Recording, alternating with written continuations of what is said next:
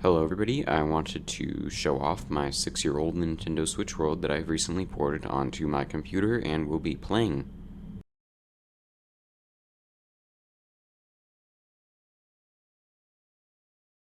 So to understand some of the builds in this world, since I played it for 6 years, I've played it for quite a while, and I've had many people join and help out with it. It has a lot of stuff that kind of looks cheaty, I will admit, but I used to just spend like 3 hours mining straight at a time until my Switch would just basically run out of battery at night. It was interesting. So we have a lot of blocks of resources.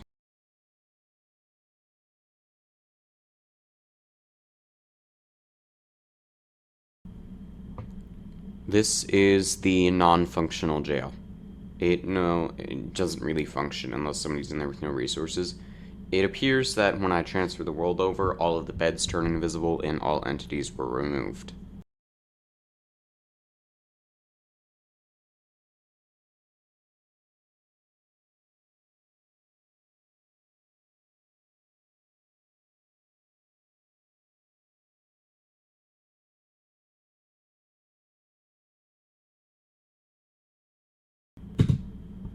We are currently in one of the first, I think directly after my house, which is just across the street.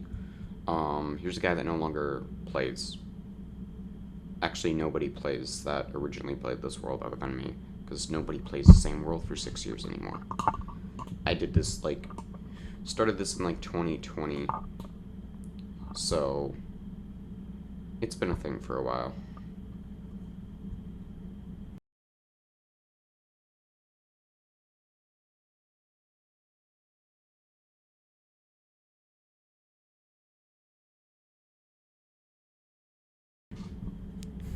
Yep, this is my first house, and, it has a few floors. The inside, I didn't really focus on the above ground look because I have never really done so. I've always focused on really digging below the ground, and sometimes I will make very large structures above ground because they look visually impressive even from far away, which didn't really matter on my Switch, but with PC and mods, you're able to make it look like it's far farther away.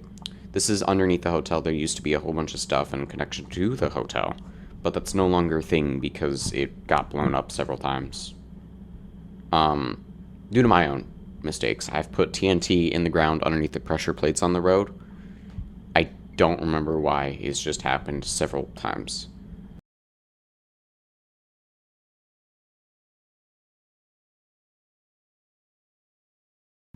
These gravestones are all jokes. Most of them are just people that don't play. These torches over here, this was a rental house because there weren't enough people playing. I made a whole bunch of rental houses for some reason. But nobody played because they're paid for them. And they're rentals on a Minecraft server. I don't think anybody cares. Those torches used to spell out something, though. I have a lot of beacons. I had a lot of time, so I made a lot of beacons. It was during 2020 in 6 years, so obviously. This is my massive tower. This used to be the only floor until I got bored one day and I finished it off. I've been meaning to move into it, and I probably will, but I don't know. The inside, that's not actually a full netherite beacon. I put netherite on the outside so it looked like one. It isn't. I'm not that crazy.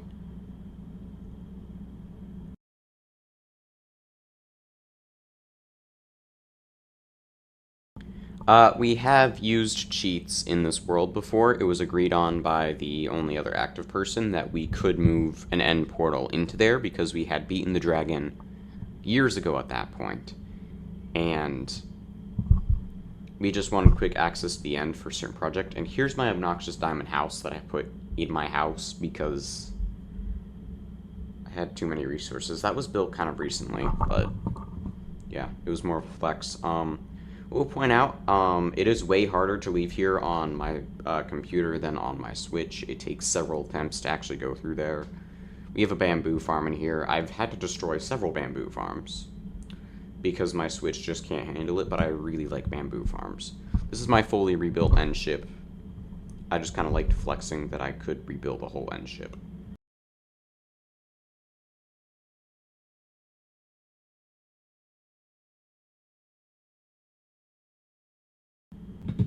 The structure is rather tall. It goes up to build height, and it starts like Y70-ish, I believe. We have two other structures outside of it that are directly connected, and it connects to some underground tunnels.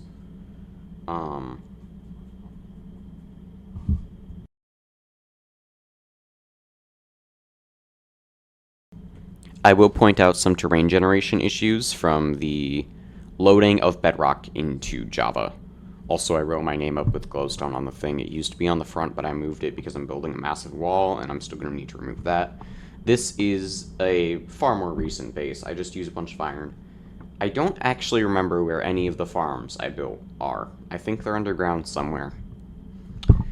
And I have a lot of tunnels underground and secret entrances. I don't remember where they all are at this point, so I will be rebuilding new farms.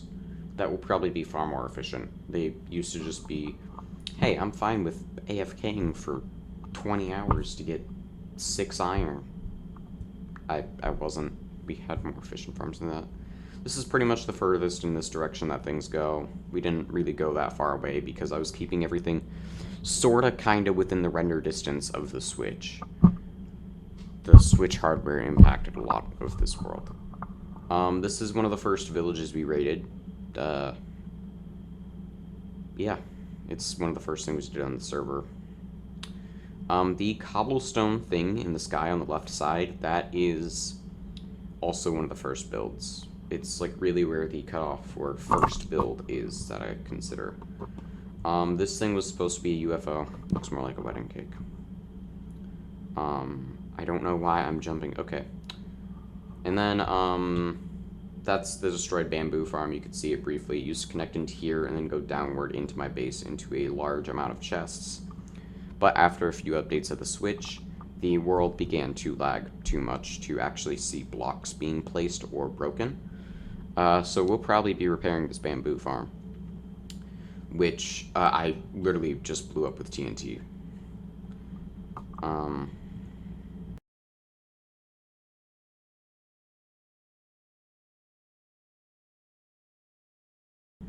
One thing I'm going to have to get used to with Java is you can't just press jump to immediately stop your elytra flight. It looks like I'm going to dig into the side. Yep, I'm digging into my basement, which has gone through a ton of revisions. It used to be, there was a backspace that opened up to an auto smelter. We have our music discs there. There used to be copper golems in here, but they despawned in the transition over. I should have looked in the chest, but, we broke the nether portal up above to put that nether portal there.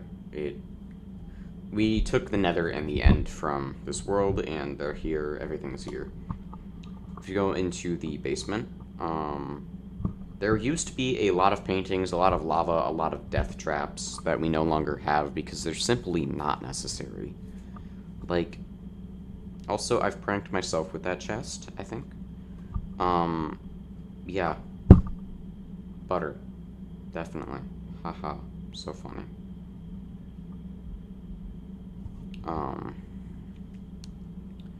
Yeah, there's a lot of tunnels that I don't quite know where they lead. I'm gonna have to re-explore all of them. There are several just empty chasms that have nothing in them. And it's pretty nice little base. This hallway, there used to be a shulker you'd have to get hit by to go over lava. But that was complicated and there was nothing hiding, so we just removed that shulker. And then down here used to be behind a painting, and then there used to be another painting on this wall. This is where I put pretty much all of my valuable stuff. But since then it's kind of relocated and been used up over time. I was running off of reserves for pretty much a few years. It's pretty much after, I think, 2024 or 2025, I stopped kind of mining and stuff, and I just started running off of an absurd amount of reserves. This, I dug 2023, maybe? It's just a big chasm with a guy made of gold blocks.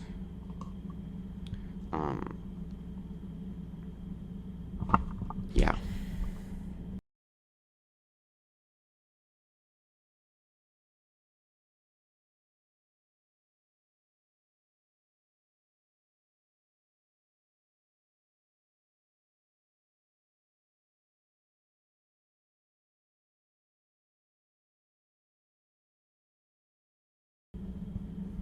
This is the path to the auto smelter that's now covered up. Also, the right side used to be huge wall paintings, left side used to be huge wall paintings, and these were just hidden behind them. I really liked hiding things behind paintings. But, down here, this is where the auto smelter outputs to. As you can see, I haven't collected, like, anything from here. Over here, used to be bamboo would go down, and it would go into here, but it was easier to access at the time. It was, like, directly connected because the auto smelter wasn't hidden. Its output was... That's kind of the reason why I redesigned the base. Of course, now it's all connected to the massive tower instead of my base. So the massive tower is going to end up becoming my base. Then over here is a really recent addition. It's just a pathway to this underwater base that's not that recent. And then if we look outside, we're underwater. It's kind of neat and interesting. There is another base. Here, I'm gonna think, hey, I definitely finished this pathway. No, this pathway is not finished. I just walked down a massive hallway for no reason. This goes to the other underwater one, which will be coming up.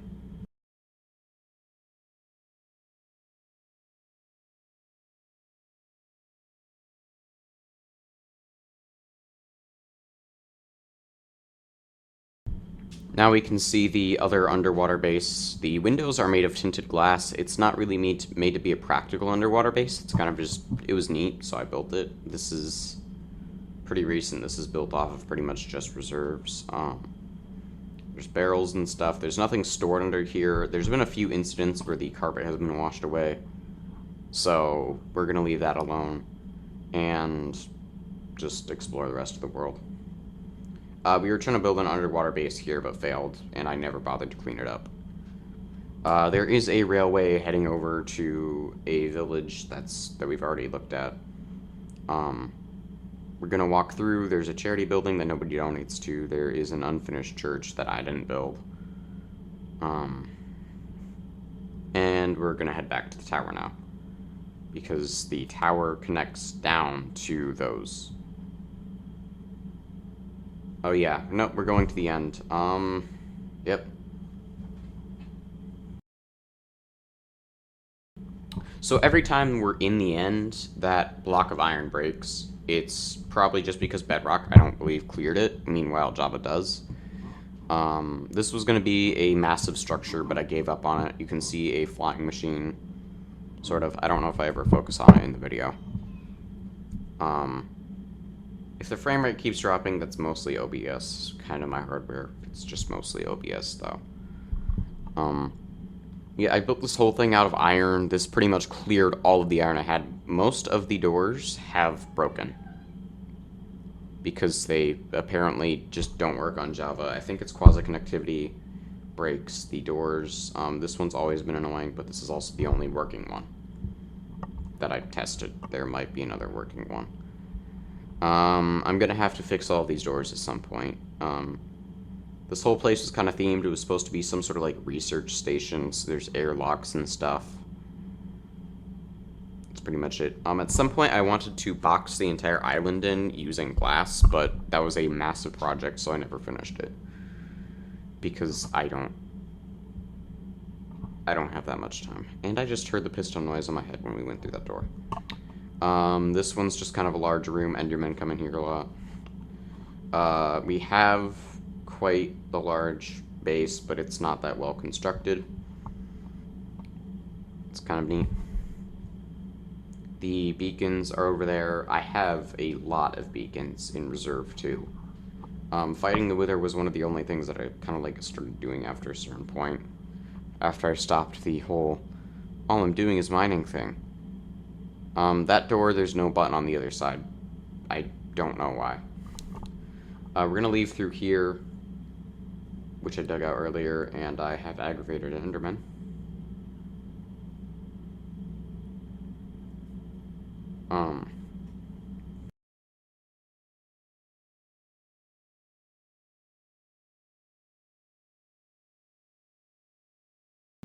In the distance, you will see a lot of redstone. This is my first ever attempt at a redstone computer. I never finished it because I was terribly unorganized, made it in survival mode, and had pretty much no idea what I was doing, other than I knew how to make adders and how to make buffers. So it's not the... It never got finished. It technically has the ability to store and read from things, but you have to manually do everything, and it only supports the first 2 bits for adding. Well, technically only 1.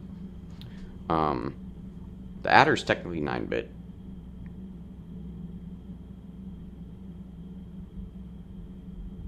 So...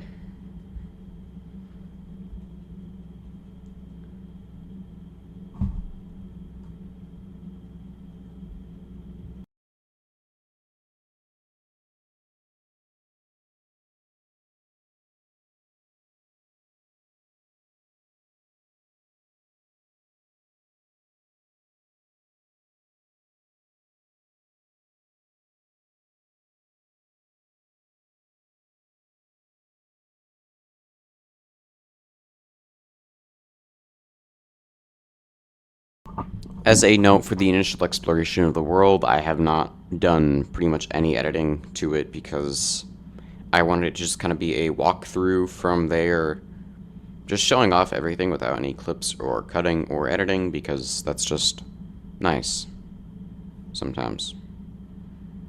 Whole thing, there's some prototypes for buffers. I didn't actually know how to make them exclusively out of redstone components and make them compact at the time. So instead, what I did was I designed the logic gate diagrams from Wikipedia in redstone, using some of the largest redstone gates I could find, and then connected them terribly.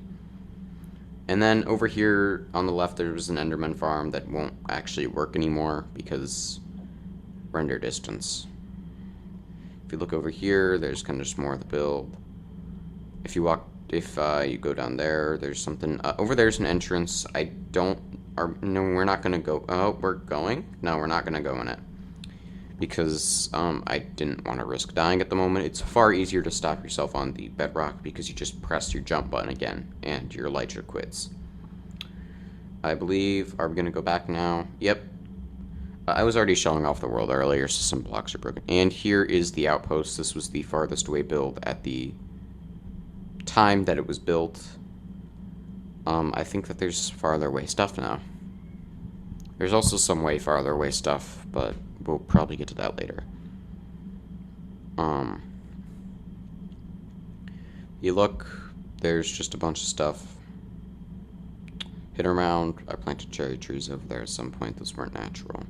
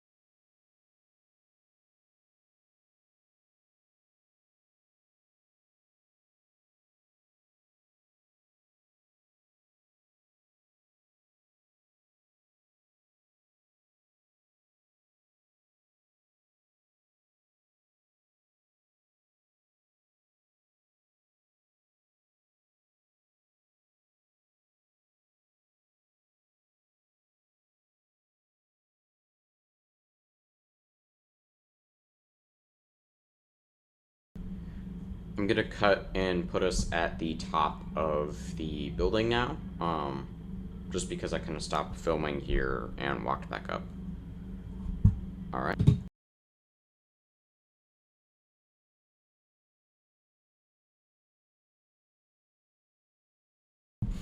I ended up having to make a small sleeping space up here for the bed. OBS is killing it. I will figure out how to fix this later.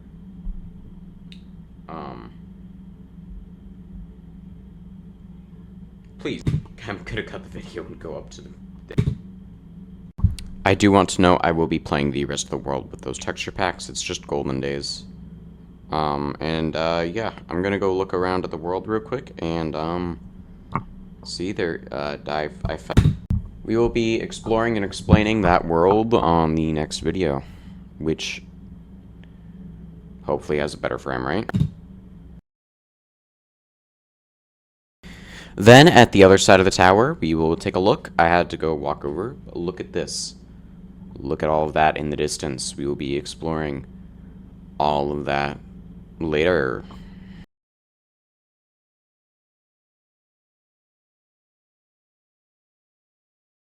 If you like the video, please like and subscribe. I will have the frame rate issues fixed next time, so you can see the exploration of those two other worlds. And I'm not actually done yet. This is what I meant by farther away stuff. There is stuff all the way. It's crazy. And I will see you guys at some point in the future. Goodbye.